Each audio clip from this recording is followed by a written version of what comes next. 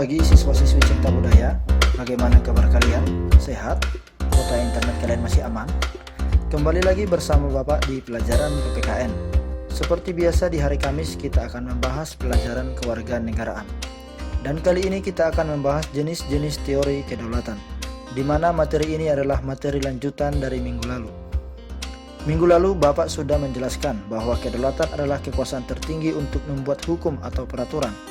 Dan di Indonesia yang berkuasa dalam membuat hukum adalah lembaga legislatif, yang mana lembaga ini adalah lembaga perwakilan rakyat. Hari ini kita akan membahas jenis-jenis teori yang pernah ada di muka bumi ini dan yang masih ada sampai sekarang. Jadi silakan ambil posisi yang paling nyaman, siapkan bukumu, siapkan air minummu, jangan lupa bernapas dan simak baik-baik.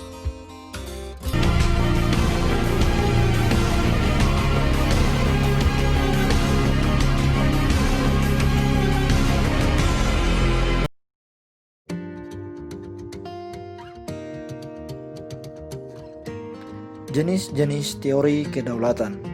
Secara umum, jenis teori kedaulatan yang pernah ada di muka bumi ini ada 5, yaitu teori kedaulatan Tuhan, teori kedaulatan raja, teori kedaulatan negara, teori kedaulatan hukum, dan yang terakhir teori kedaulatan rakyat. Kita akan bahas satu persatu. Yang pertama, teori kedaulatan Tuhan. Teori ini beranggapan bahwa raja atau penguasa memperoleh kekuasaan tertinggi dari Tuhan, yang artinya hukum dibuat oleh raja atas hikmat dari Tuhan. Misalnya ada seseorang yang mengaku mendapat hikmat dari Tuhan untuk menjadi pemimpin di sebuah wilayah, dan orang-orang dengan santuinya taat pada perkataan orang tersebut. Teori ini pernah berlaku pada masa kerajaan Mesir kuno, di mana orang menyebutnya sebagai utusan. Contoh yang pernah terjadi di Indonesia, teori ini pernah dianut oleh para raja Jawa pada zaman Hindu yang menganggap diri mereka sebagai dewa. Biar lebih jelas lagi, kalian bisa lihat buku kalian di halaman 57. Di sana ada gambar patung arca Dewa Wisnu. Lanjut, teori yang kedua adalah teori kedaulatan raja. Teori ini merupakan teori perkembangan dari teori kedaulatan Tuhan, di mana yang semula dirinya mengatakan bahwa dia adalah utusan Tuhan dan membuat peraturan sesuai atas perintah Tuhan. Namun sering berkembangnya zaman, raja itu membuat hukum atau peraturan atas keinginannya sendiri, sehingga dialah yang memegang kuasa untuk membuat hukum. Seorang ilmuwan sosiolog dari Prancis yang bernama Jean Bodin mengatakan bahwa raja merupakan bayangan dari Tuhan.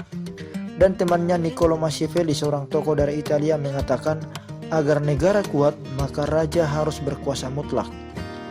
Dan tokoh yang terakhir yang berasal dari Inggris yang bernama Thomas Hobbes mengatakan raja berada di atas undang-undang. Rakyat harus rela menyerahkan hak asasi dan kekuasaannya secara mutlak kepada raja. Dari pendapat ketiga tokoh, dapat kita simpulkan bahwa teori raja ini sangat tidak cocok untuk diterapkan di Indonesia, karena raja berkuasa atas rakyat. Teori ini pernah berlaku di negara Prancis di masa pemerintahan Louis ke-16 pada tahun 1643 sampai 1715. Pemerintahan Louis ini memiliki slogan L'État c'est moi, yang artinya negara adalah saya. Dari istilah ini dapat kita simpulkan teori kedaulatan raja memiliki kekuasaan yang tidak terbatas atas rakyatnya. Jadi teori ini sama sekali tidak bagus untuk diterapkan karena rakyat akan tertindas sendiri oleh rajanya sendiri. Kita lanjut, teori kedaulatan negara. Teori ini merupakan kekuasaan yang dimiliki negara untuk mengatur keberlangsungan pemerintahan. Teori ini beranggapan bahwa rakyat harus menyerahkan haknya untuk kepentingan negara. Teori ini pernah berlaku di negara Jerman pada masa kepemimpinan Hitler. Inti dari teori ini adalah apabila negara membutuhkan, maka rakyat harus memberikan apapun yang dibutuhkan oleh negara. Misalnya pada masa Perang Dunia Pertama, Hitler memerintahkan seluruh warga yang berjenis kelamin pria untuk ikut berperang. Lanjut, teori kedaulatan hukum. Dalam teori ini, hukum dijadikan sebagai pusat dari pemerintahan. Jadi pemerintah tidak bisa berbuat apapun apabila tidak ada di dalam peraturan atau hukum. Yang artinya, negara tidak dapat melakukan sesuatu yang baru apabila hal itu belum ada dalam undang-undang. Lanjut, teori kedaulatan rakyat. Teori ini disebut juga dengan demokrasi, di mana pusat dari pemerintahan adalah rakyat.